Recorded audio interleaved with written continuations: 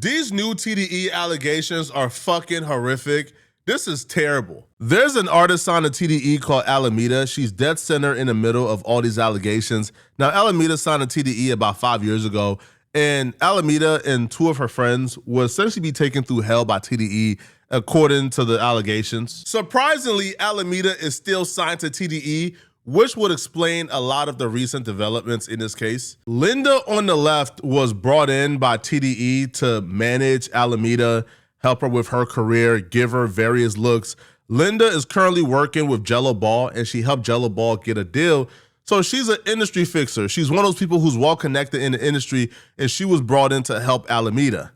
Aya is Alameda's childhood friend who came along with Alameda, lived in the TDE house with Alameda when she moved in and got signed to TDE. So Aya was essentially doing work with Alameda, but she was also just part of the entourage. Now, both these women have filed active lawsuits against TDE. The lawsuit got filed by Linda and Aya after Alameda called a meeting with TDE executives to complain about harassment and abuse that Linda, Aya, and herself has been going through at the hands of TDE associates and personnel. People who are supposed to be in position of power over them, using that position of power to essentially harass them. During this meeting, Alameda challenged TDE executives to take control and protect women. She would say specifically, you gotta understand, if I say something one time and nothing happened, what would be the reason for me saying it over and over? Clearly, I'm not being protected. It's the men that are being protected. Alameda would convey that she had been harassed and violated to no end by several high-profile TDE artists while she was living in a TDE house, and nothing had been done about it. As a matter of fact, the high-profile artists were protected. Alameda reported Isaiah Rashad, one of the most notable names at TDE, and who's also Alameda's biggest source of harassment, the most consistent source of harassment, and she reported him, and they did nothing. Right? They didn't do a goddamn thing. They didn't take it seriously. They didn't protect Alameda. They didn't make it stop. Another artist named Artist S in the lawsuit, who many believe is Sir, tried to bust in Alameda's room while she was sleeping. Now, Alameda will state that things like this happen all the time. So one can only imagine why you were busting in, a girl's room that was locked, who didn't want you in there while she was sleeping. Like, I can only imagine what the ill intentions were. But in terms of Isaiah Rashad, she stated that Isaiah, without consent, has sent her a picture of his love muscle and his meat and his penis and videos that were sexual in nature. Now, Isaiah would also offer to pay Alameda's bills if he could watch Alameda give another man head while he watched. Fam, what in the diddler playbook are we talking about here? Yo, ain't TDE supposed to be a record label comprised of multiple gangs? Like, TDE was started by gang members. The executives are gang members. Like, there are artists who are also gang members. Like, this supposed to be like a gang member hub, like a hub for real ninjas. How are they, like, condoning, like, Diddy-like activities, man? And apparently it's happening in the public. Now, Isaiah Rashad was outed by one of his encounters, like, a couple of years ago. Right? And by outed, I mean they posted a video of Isaiah Rashad on faux knees. The elbows were also his knees. So on faux knees, throwing down two Mexicans. Now, I don't roll that way, obviously, but he was living the flexible boy activities fantasies, man. I mean, real, any flexible ninja who bend that way, what is a greater fantasy than getting thrown down in their world that we don't understand by two Mexicans, by two Latinos? I guess the only other greater fantasy in flexible boy universe would be for somebody to watch them get thrown, which is why he offered to pay Alameda bills if she would watch him engage in acts with other men. This is straight out of the Diddler playbook. I'll be real, I don't even think the Diddler is this flagrant. Like, I think Diddy was trying to have like threesomes and freak offs, but I don't think the Diddler were paying people to watch him give throat to other men. But this is what she's alleging that Isaiah Rashad offered. There's a thin line between proposition and harassment. It becomes harassment once you sent me an unsolicited in a picture of your penis, and then you start to offer me, right, for me to engage in damn near prostitution, right, on your behalf. That's harassment, especially if I'm expressing that I'm not with it. But the reason why Alameda is not involved or not listed as a plaintiff in this lawsuit is because Alameda is still signed to TDE. And we learned from Drake that it's probably not great to sue your label while you're still signed to them. That's probably stupid and very dumb. But what took place here is when Alameda called this meeting, Alameda recorded the meeting for 3 hours. And she equipped and armed Linda Luna and her best friend, Aya, with the audio, right, of this recording. And with the audio of this recording, plus the text messages, well, Linda Luna and Aya was now equipped to file this lawsuit because they now had at least proof and a record of these conversations taking place and these complaints being made to TDE executives. Linda will report an incident to TDE executives where Brandon, who's the son of the literal owner of TDE, will try to grape her after a night out drinking. Linda and Brandon went to the Cheesecake Factory. They had a couple of drinks. Her car was parked at his residence, so they drove back to his residence. However, because she was parked, she asked him if she could go lay down for a little bit because she was really drunk. So, and he agreed. Again, it's per normal, right? So she went to go lay down. And when she went to go lay down, Brandon waited a little bit, then came into the room according to her and tried to take it forcibly, right? Like try to grape her. Now she was able to get away because she made a vomiting motion, and that was able to get him off of her for a little bit. And then she was able to hop up and then run out the door.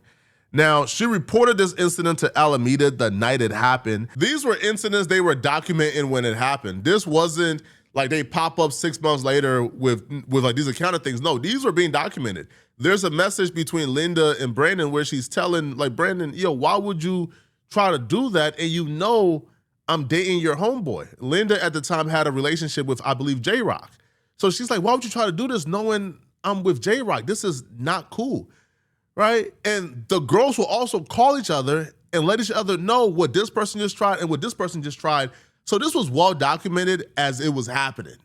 Now, when Linda was speaking about this during the meeting, she got so emotional she had to walk out to compose herself. The briefing stated that Linda broke down in tears, again stating, "I'm sorry, but it has happened with his brother. Give me a minute, okay? Give me a minute." At this point, Linda had to stop to compose herself. During that time, on information and belief, Artist A stated that she had previously informed TDE about the incident. So again, this was being documented and reported as it happened, right?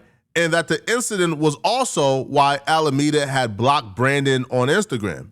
Artist A, which is Alameda, further stated that the reason she did not socialize in the office was because of instances like the one she and Ms. Luna had raised. This was not the only instance, by the way. These women were waking up every day and playing Hunger Games for their coochie, bruh. They were literally having a fight for their lives for their coochie, bruh. Like, bro, Linda and Aya was playing God of War on Give Me God of War mode, bro. Like, the difficulty was very hard. Now, Alameda would also document, bruh, like, similar things happened to Aya as well. And the very same people who did it is still around. They're still in the house after we alerted y'all and told y'all what they did to Aya. Aya, who's Alameda's best friend, was also living in the TDE house with Alameda. And while she was in the house living there, a member of TDE who was also in the house came up from behind her. Now, the member was called B-Dog. Now, the complaint stated that B-Dog approached Aya from behind in the kitchen and without her consent, rubbed his erect genitalia against her buttocks. He repeated this conduct on one other occasion. These dudes were freaked out, bruh. Can you imagine having to wake up in your home and have to fight for your coochie every day, bruh? I don't know what type of horn dogs they had around, bruh, but this ain't boo. This ain't cool. So in January of 2021, another instance happened to Aya. Apparently a guy by the name of David Harrell, which goes by Hwood, whom Aya understood to be affiliated with TDE. Now, he has TDE films in his bio, I believe. Now, he was asked to drive Aya to a studio he had booked for Alameda. So they booked a studio session for Alameda. Aya is apparently the best friend. So he was driving Aya to the studio with Alameda. Now, Alameda and Linda Luna were both waiting on Aya at the studio, right? So Linda and Alameda was waiting at the studio on Aya. He was supposed to drive Aya to the studio. Now, on the way, Hwood, aka David Harrell, stated that he needed to stop at his home to grab some documents for Brandon. Now, he brought Aya inside and prepared her an alcoholic drink. On information and belief, he was aware that Aya wasn't even 21 yet. Aya felt pressured into drinking a beverage. After she consumed the drink, Hwood, aka David Harrell, attempted to force Aya onto his lap and attempted to take her clothes off, grabbing her body without consent in intimate areas. Aya literally had to run out the house and run down the hill and call Alameda to let her know, hey girl, blah, blah, blah. The complaint stated that Aya loudly objected and pushed him away. She escaped the residence, running down the street to a nearby convenience store where she called Alameda to tell her what had happened.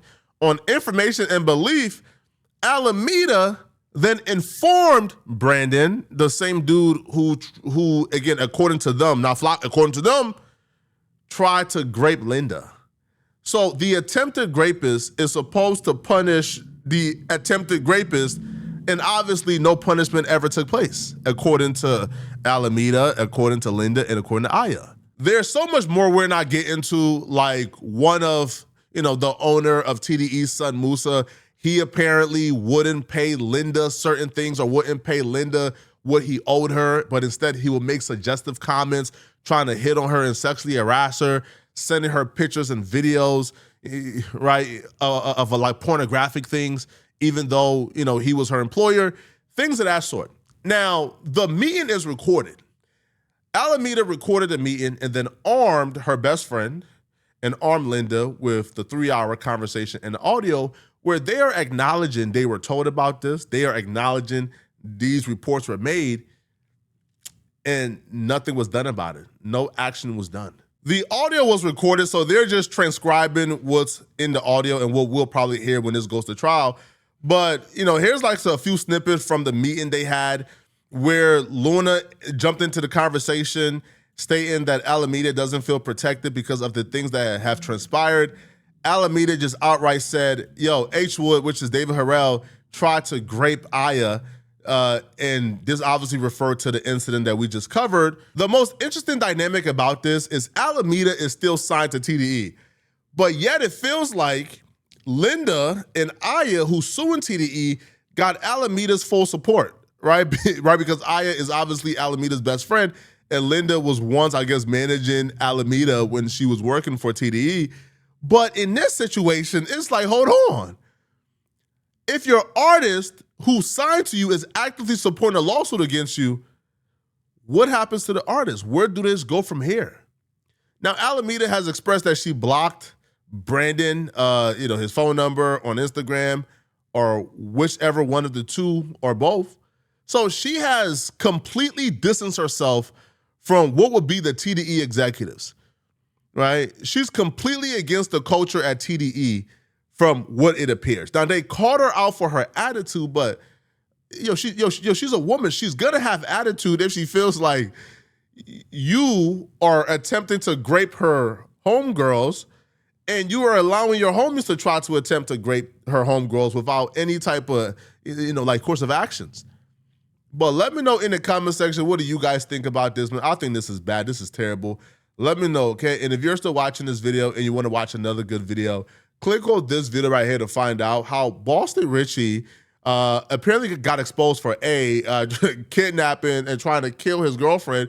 And then the girlfriend exposed his gay secrets he's been hiding for years. Click on this video right here to find out what I'm talking about. And if you enjoyed the content, please send me a hype to this video. You click on the hype button to send me a hype. Hype's are the best way to support and only way to support. So please, please, please send me a hype. I'm going to see you guys in this Boston Richie video somewhere on my screen, somewhere here. I'm out of here, folks. Peace.